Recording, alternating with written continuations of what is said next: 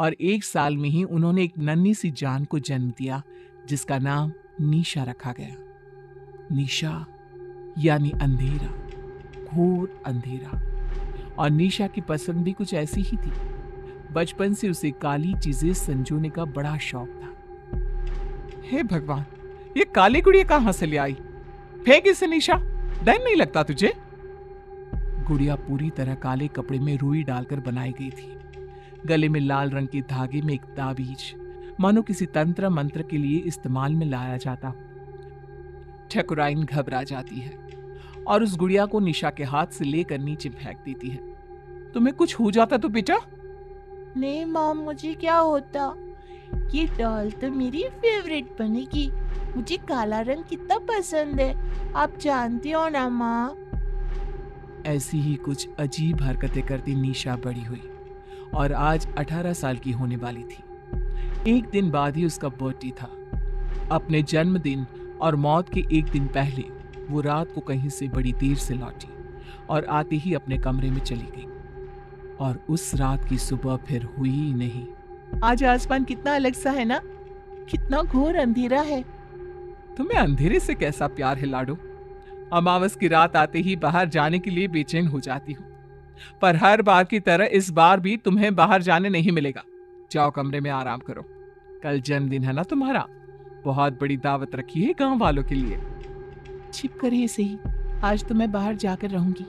18 साल की हो गई हूँ, बच्ची थोड़ी ना हूँ। मेरा बर्थडे तो बाहर ही सेलिब्रेट होगा। ठीक 12 बजे निशा छिपकर बाहर चली जाती है और सबके सोने के बाद वापस लौटकर सीधे अपने कमरे में जाकर लाश की तरह बिस्तर पर गिरती है और एक टक खिड़की के बाहर ही देखती रहती है, मानो कोई बाहर आसमान से उसे देख रहा हो। रात के 3 बजे। ओ अंकल, जल्दी चलो ना। निशा के आगे लाइन में लगा हुआ आदमी अपने हाथ को शरीर से अलग कर निशा के हाथ में देता हुआ कहता है, अरे परेशान कर दिया है, अब आगे वाला बढ़ता नहीं तो कैसे बढ़ूं मैं? इस हाथ से उसे नीचे जलती आग में धक्का दे दो। ये सब क्या है? गुन्नू काका, आप तो पौधों को पानी देते हो ना, आप यहाँ और हम सब कहाँ जा रहे हैं? और आपके हाथ कैसे कटे? यहाँ कोई किसी का मालिक नहीं और कोई किसी का नौकर नहीं छोटी मालकिन। मौत के बाद तो सब बराबर है, सब। काश अपनी बेटी से जीते ही मिल पाते हम। कोई नहीं, तुम मेरे पास आ गई। खैर, देखो हम मर चुके हैं। कल रात ही तुमने भी दुनिया को अलविदा कह दिया। अब तक तो तुम्हारे शरीर को जलाने की तैयारी भी शुरू हो गई होगी। रात को तो मैं घर पर अपने बिस्तर पर लेटी हुई थी, फिर क्या हुआ? काका, ये सब क्या है? मैं सपना देख रही हूँ ना, मुझे वापस जाना है। निशा चारों तरफ देखती है। चारों ओर भूत पिशाच तड़प रहे थे। हमें जाने दो। काका, मुझे बहुत डर लग रहा है काका। कुछ आत्माएं स्वर्ग और नर्क के बीच में फंसी रह जाती है। ये वही दुनिया है, प्रेत लोग। अब पता नहीं कब तक यहाँ रहना होगा। काका, मुझे बचा लो प्लीज। माली अचानक पीछे पलटता है और निशा को नीचे जलती आग में धक्का देता है।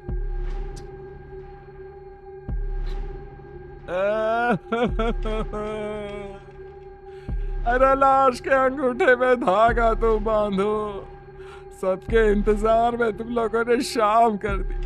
अरे अब रात को लाश को जलाया भी नहीं जाता। पास बैठी एक औरत निशा की लाश के पास जाती है और अंगूठी में धागा बांधने के लिए एक रेशम का धागा तोड़ती ही है कि लाश हवा में उड़ जाती है। सभी लोग इधर उधर भागने लगते हैं। चारों तरफ अफरा तफरी मच जाती है। ऐसा तो तभी होता है जब लोग से कोई आत्मा वापस आ जाती है। छोटी मालकिन के साथ कोई साया था, इसका शरीर जला दो वरना ये सबको खा जाएगी। न जाने क्या लेकर लौटी है। कंचन रुदाली निशा की लाश को पकड़कर उसके सीने में एक पत्थर रखकर उसके कान में कुछ बोलती है। क्रियाकर्म की कोई रस्म किए बिना ही सभी निशा की लाश को जला देते हैं। चली गई मेरी बिटिया। अब तो मेरी गुड़िया मेरे पास ही रहेगी। आखिर क्यों प्रेमनाथ के मालिक ने प्रेत लोक से निशा को बचाया? उस अमावस की रात क्या हुआ था? कंचन ने कैसे उसे अपने बस में किया? जानने के लिए देखिए कंचन